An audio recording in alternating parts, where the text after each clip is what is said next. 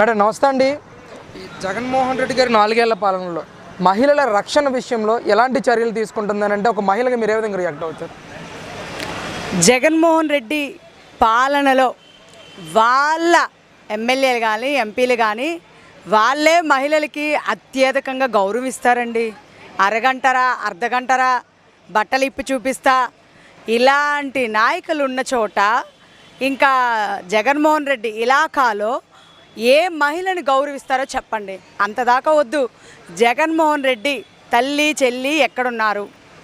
షర్మిలమ్మ అవ్వచ్చు, సునీతమ్మ అవ్వచ్చు, విజయమ్మ అవ్వచ్చు, అందరినీ అమ్మాని మేము సంబోధిస్తున్నాం. కానీ ఈ వైసీపీ కొడకలు సోషల్ మీడియా అనే బ్యాక్ బోన్గా చూసుకొని ఆ లోపలే ఉండిపోవడం కాదు. మీరు ఒక అమ్మ కడుపులో నుంచి బయటకు వచ్చినట్టయితే నడి రోడ్డు మీద నడి బొడ్డులో కూర్చున్నాము. ఇక్కడికి వచ్చి సోషల్ మీడియాని వేదికగా చేసుకొని అనితానో ఇంకెవరినో చంద్రబాబు నాయుడు గారినో లోకేష్నో ఇలాగ కాదురా నాయనా, మేము బయటకు వస్తున్నాం. ఏ మహిళల పైన అఘాయిత్యాలు అత్యాచారాలు దాడులు జరుగుతున్నాయో వాళ్ళ మీద రక్షణ కోసం పరితపిస్తూ పోరాటాలు చేస్తూ న్యాయబద్ధంగా ఈరోజు మేము ఒక్కటే అడుగుతున్నాం. ఎన్ని కేసులు నమోదయ్యాయి, ఎన్ని ఎఫ్ఐఆర్లు నమోదు చేశారు మహిళల మీద జరిగిన దాడులకి అత్యాచారాలకి?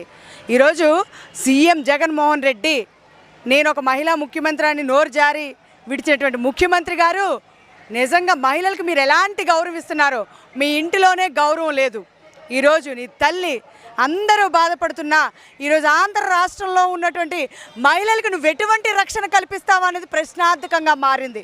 నీ ఇంటి పక్కన నాగమ్మ అనే మహిళకి అత్యాచారం జరిగితే ఏ ఎఫ్ఐఆర్ ఏ నమోదు చేశావో? ఈరోజు తానేటి వనిత గారు ఏంటో స్క్రిప్ట్ అయ్యిందా, అవునా, జరిగిందా, ఆహా అయితే అలాగా స్క్రిప్ట్ల మీద ఏంటండి ఇది? నిజంగా చిచి అసెంబ్లీలో ఇలాంటి మహిళల్ని ఇలాంటి లీడర్లా కూర్చోబెట్టామని అవమానకరంగా భావిస్తున్నాం. ఎందుకంటే పక్క రాష్ట్రాలకు వెళ్తే పొరుగు రాష్ట్రాల్లోనే సిగ్గు లేదా మీకు?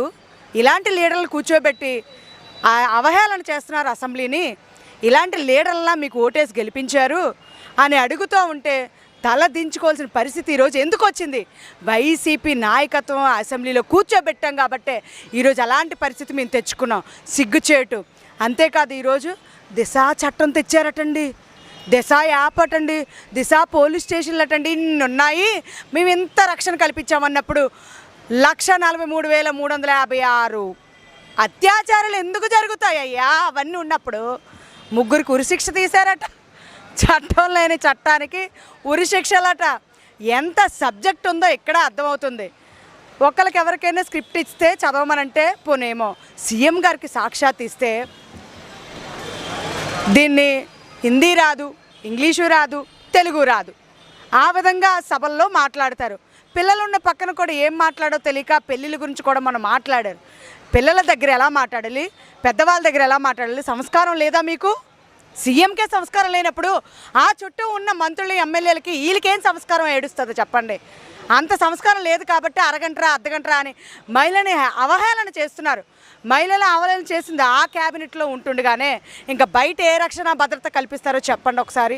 ఈరోజు భారతం ఒక్కరితేనా మహిళ చెప్పండి? ఆవిడ మీద ఏదో సోషల్ మీడియాలో ట్రోల్ అయిపోయింది. ఎక్కడ ట్రోలే? మేము సభాముఖంగా ధైర్యంగా సిద్ధంగా ముందుకు వస్తాం. వాళ్ళు ఎవరు వస్తారో రమ్మనండి, మేము చేయలేదండి, మేము రెడీ. వాళ్ళు రాడియా? భార్గవరెడ్డి నీవు మొలతాడున్న మగాడు అయితే, సజ్జనరావు మొన్న వీళ్ళిద్దరు మొలతాడున్న మగాడు అయితే సోషల్ మీడియా వేదిక కాదురా నాయన, బయటకు వచ్చి ఇది అవునా కాదా అని నిరూపించండి. ఇది అవునా కాదా, అవునా ఇదిగో తల్లి అని చెప్పు. అంతేగాని సోషల్ మీడియా ఉంది కదా, 10 మంది చూసేస్తున్నారు కదా, లైకులు వచ్చేస్తున్నాయి కదా అంటే అది మగతనం అనిపించుకోదు, మొలతాడు ఉన్నట్టు అనిపించుకోదు. నీ తల్లి మతి భ్రమించి నేను కనుంటే ఇలాంటి పనులు నువ్వు చేస్తున్నావు. అంతే తప్పితే ఇంకా ఇంకొకటి కాదు.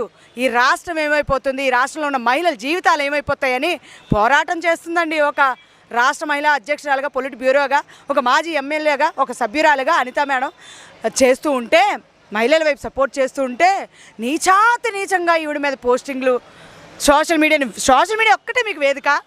రండి, దేనికి చర్చకి రెడీ, ఎక్కడికి రండి, చర్చకి మేము రెడీ.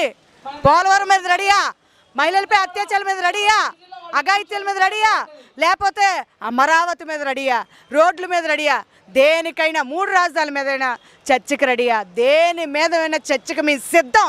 సై కూడా ఎప్పుడూను. మీరు కనీసం పోలవరం ప్రాజెక్టు కానీ అది అవసరం లేదండి. దానికి ఏవో కన్నాలు పడే మరమ్మతులు చేయాలని చెప్పుకున్నాడు ఈ అంబటి రాంబాబు. సిగ్గుచేటండి.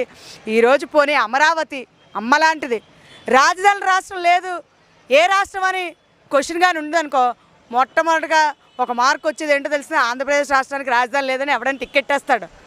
పోనీ ఈ ఆంధ్రప్రదేశ్ రాష్ట్రానికి రాజధాని ఏది అని అన్నా కూడా విశాఖపట్నమా, కర్నూలా, అమరావతి ఏది? ఇది కూడా దాంట్లోని, ఇందులో కూడా ఏదో తెలియదు. ఇలాంటి పరిపాలన ఉన్నాం. పరిపాలన రాని ఒక చేత కానీ ఖైదీ బయటకు వస్తే నాకేమి వస్తుంది, నాకేమి ఇస్తాడో ఇంకా అని చెప్పేసి పనికిమాలిన ముద్దులకి అలవాటు పడిపోయి ఈ ఆడవాళ్ళే ఓట్లు వేసినందుకు ఈ ఆడవాళ్ళ తాలిబొట్లే తెంపేస్తున్నాడండి ఈరోజు. కల్తీ మద్యం, మద్యపాన నిషేధం, నియంత్రణ వీళ్ళు ఎలా కావాలంటే అలా చేసేసుకొని దానిని ఆడవాళ్ళ మీద రుద్దేసి ఉసుగలిపేశారు. చూడండి ఒకసారి ఆడవాళ్ళ తాలిబొట్లు ఎన్ని తెగిపోయాయో. కల్తీ మద్యం వల్ల ఎంతమంది చనిపోయి రోడ్డు మీదకి రండిరా బాబు. మీ 3 ఆడవాళ్ళు ఈరోజు హోం మహిళా కమిషన్ అంటండి. పదవి ఉందో లేదో తెలియదు, పదవి అసలు ఇంకా అయిపోయిందో లేదో తెలియదు. భారతమ్మకి అవమానం జరిగితే సోషల్ మీడియాలో ఏదో పెడితేనంట మన సభ ఏదో ఏర్పాటు చేసేసిందంట. మరి ఇంతమంది మహిళల మీద అత్యాచారాలు అఘాయిత్యాలు జరిగినప్పుడు నువ్వు మహిళగా ఎక్కడికి వెళ్ళిపోయావమ్మా? అంటే నీ మీద నీకే అవమానం కలిగిందా? నువ్వు మహిళవో కాదో గుర్తులేదా? మొన్న మాత్రం భారతమ్మది గుర్తొచ్చిందా నువ్వు మహిళవని? వనితా గారు కూడా అసలు ఎక్కడ కనిపించలేదు. రోజా అసలు కూజా అయిపోయిందేమో.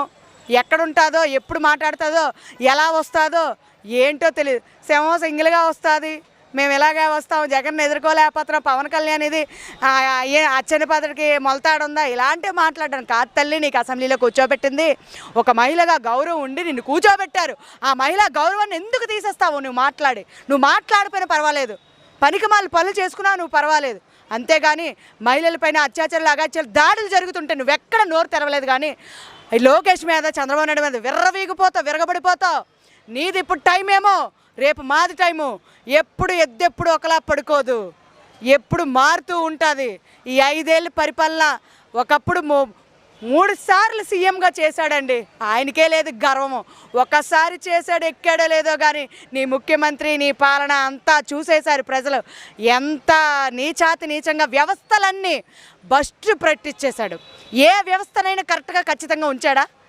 పోనీ నేనే అడుగుతున్నాను. ఈయనకు తెలిసింది ఒకటే, రంగులేయడం, కోల్చడము, ప్రభుత్వ ఖజానాను అమ్మడము, ప్రభుత్వ ఖజానాలోని డబ్బులు తీసేయడం, దేవుడు నిధులను కూడా దానికి ఉపయోగించుకోవడం. ఇది కాదురా బాబు పరిపాలన. కొత్త పరిశ్రమలు తీసుకురా, సంపద సృష్టించు, ఆదాయాన్ని పెంచు, నువ్వు అప్పు తెచ్చు పంచినా పర్వాలేదు. ఒకప్పుడు చంద్రబాబు నాయుడు గారు 60,000 ఇప్పుడు కనీసం 17,000 కోట్ల నిధులతో బయటకు వచ్చేసినప్పుడు ఆయన అప్పు తెచ్చారండి. అలాగే 1,00,000 కోట్ల ఆదాయం కూడా చూపించాడు, పరిశ్రమలు తీసుకొచ్చాడు. నిజంగా పరిపాలన చేతనైన ముఖ్యమైన విజన్ ఉన్న నాయకుడు ఆయన. ఈరోజు నువ్వేం చేస్తున్నావు? 1,00,000 కోట్ల అప్పును సంపద ఏమించి నిల్లునా? ఇదే చూపించేది. సంపద సృష్టించడం చేత కానుడు అధికార పీఠం ఎక్కినప్పుడు ఈ ఆంధ్రప్రదేశ్ రాష్ట్ర ప్రజల ఆలోచన లేకుండా ఎక్కించి ఉండొచ్చేమో కానీ ఈరోజు మాత్రం సిద్ధంగా లేరు. ఏ ఆడది సిద్ధంగా లేదు, ఏ మగాడి సిద్ధంగా లేరు. ఈరోజు ఒకటే చెప్తున్నాను, రోడ్డు మీద వెళ్ళి ముద్దులు పెట్టడమో లేకపోతే వాళ్ళని నీకు ఇది చేస్తానని తలనిమ్మగడమో చేస్తే పరిపాలన రాదండి. ఎప్పుడూను ఇది ఉండాలి, బుర్ర ఉండాలి. అనొచ్చో లేదు నాకు తెలియదు. కుంటోడు మూగోడు గుడ్డోడండి ఆయన. అన్నీ జరుగుతున్నా కనీసం ఎక్కడ ప్రెస్ మీట్ పెట్టి మాట్లాడలేని ఒక మోగ సీఎంని కూర్చోబెట్టాం, మానసిక రోగిని కూర్చోబెట్టాం. పోనీ అవన్నీ వద్దండి. మా వైజాగ్లో ఎంవివి సత్యనారాయణ ఒక ఎంపీ ఉన్నాడు. ఆ భార్యని కుమారుణ్ణి కిడ్నాప్ చేశారు. ఎక్కడైనా బయటకు వచ్చి మాట్లాడాడండి? వాళ్ళ క్యాబినెట్లో ఉన్న వాళ్ళకి రక్షణ లేనప్పుడు సామాన్య మహిళలకి రక్షణ కల్పిస్తాడా ఈ సీఎం? నాకైతే ఈ ఆంధ్ర రాష్ట్రానికి ఏదో కుర్చీలో ఒక తోలుబొమ్మను కూర్చోబెట్టాం అనుకున్నాం కానీ నిజంగా ముఖ్యమంత్రి ఉన్నాడని మాత్రం ఎక్కడ కల్పించలేదు, ఎక్కడ ఆస్కారం లేదు. ఎందుకంటే రక్షణ లేదు, పరిపాలన లేదు, అభివృద్ధి లేదు, శూన్యం అయిపోయిన ఉన్నది ఒక ఎక్కడో బ్రతుకుతున్న మారుమూల ప్రాంతాల్లో.